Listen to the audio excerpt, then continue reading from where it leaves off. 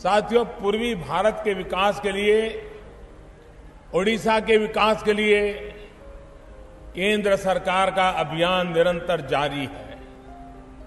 बीते एक महीने में तीसरी बार मैं आपके बीच आया हूं। थोड़ी देर पहले यहां 1550 करोड़ रुपए से अधिक की परियोजनाओं का उद्घाटन, लोकार्पण या शिलान्यास किया गया है। ये परियोजनाएं शिक्षा से जुड़ी हैं, कनेक्टिविटी से जुड़ी हैं, संस्कृति और पर्यटन से जुड़ी हुई हैं और मुझे खुशी है कि आज केंद्रीय विद्यालय सोनेपुर के स्थायी भवन का शिलान्यास हुआ है। जब ये काम पूरा हो जाएगा तो सोनेपुर के साथ साथ इस पूरे क्षेत्र के हजारों छात्र छात्राओं को लाभ होगा। ओडिशा में केंद्रीय विद्यालयों में हजारों छात्र छात्राएं पढ़ाई कर रहे हैं। यहां केंद्रीय विद्यालय की मांग को देखते हुए केंद्र सरकार ने अनेक कदम उठाए हैं। 2014 के बाद कई नए केंद्रीय विद्यालयों का उद्घाटन यहां हो चुका है और कुछ पर काम अंतिम चरण में है। साथियों, शिक्षा मानव संसाधन का विकास करती है।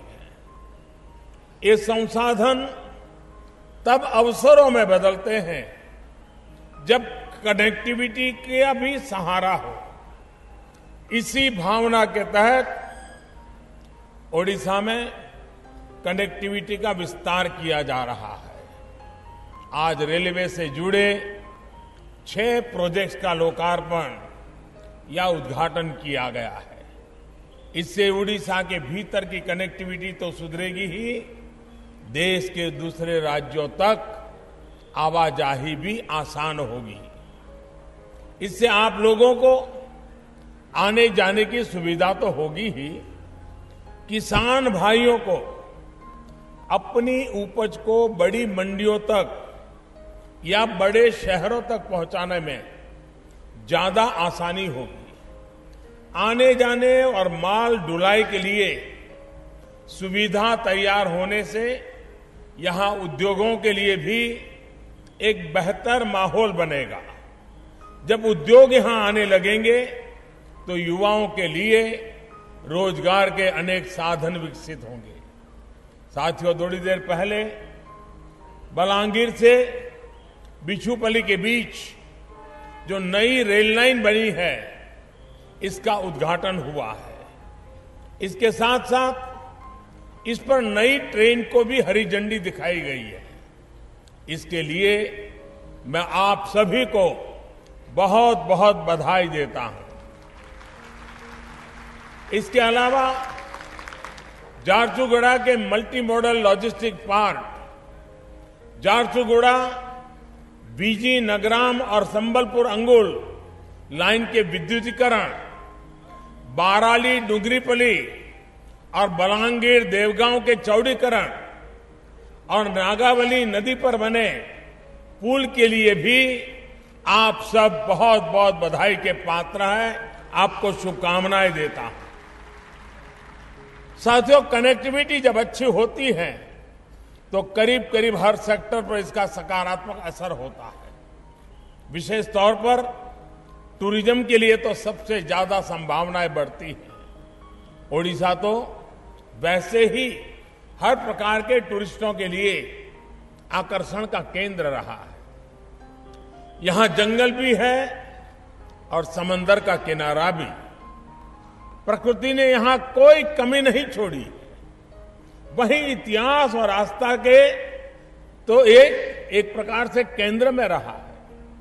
साथियों, इसी भावना के तहत बीते 4 वर्षों से केंद्र सरकार धरोहरों और आस्था के स्थलों को विकसित करने में जुटी हुई है। ओडिशा के अनेक मंदिरों, पुराने किलों और दूसरे स्थानों का सुंदरीकरण और उनको संवारने का प्रयास भी किया जा रहा है। इसी कड़ी में नील माधव और सिद्धेश्वर मंदिरों के नवीनीकरण और सुंदरीकरण के काम का आज शुभारंभ किया गया है। इसी प्रकार पश्चिम सोमनाथ मंदिर, भुवनेश्वर मंदिर और कपिलेश्वर मंदिर का भी जीर्णोद्धार और सुंदरीकरण का काम पूरा हो चुका है और आज इसका भी लोकार्पण यहां किया गया है।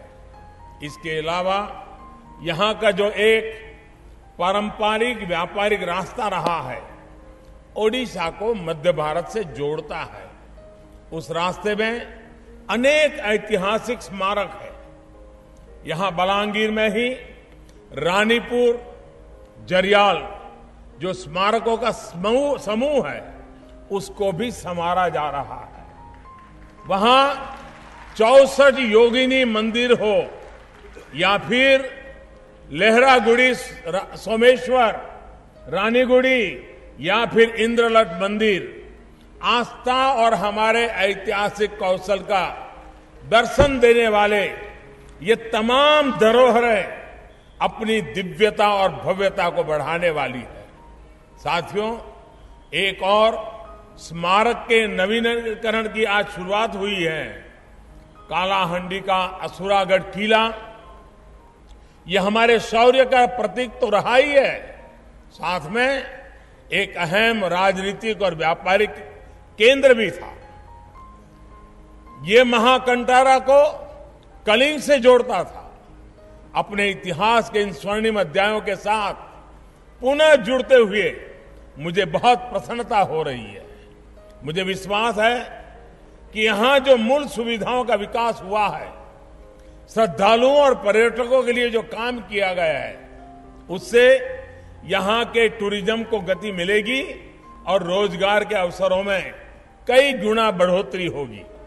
साथियों, आज यहां 6 नए पोस्ट ऑफिस पासपोर्ट सेवा केंद्रों की शुरुआत भी हुई है।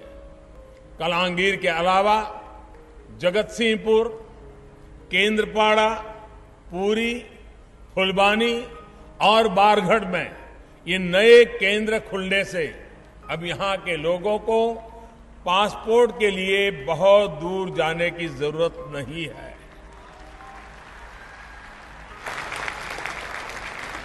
साथियों, आज आप सभी के, ओडिशा वासियों के जीवन को आसान बनाने वाले इन सभी प्रोजेक्ट के लिए एक बार फिर मैं ओडिशा वासियों को बहुत बहुत बधाई देता हूं। आपको नए वर्ष की पुनः बहुत शुभकामनाएं देता हूं। बहुत बहुत धन्यवाद। इस तरह की खबरें देखने के लिए आप हमारे चैनल को लाइक करके सब्सक्राइब कीजिए और नोटिफिकेशन बेल ऑन कीजिए। धन्यवाद।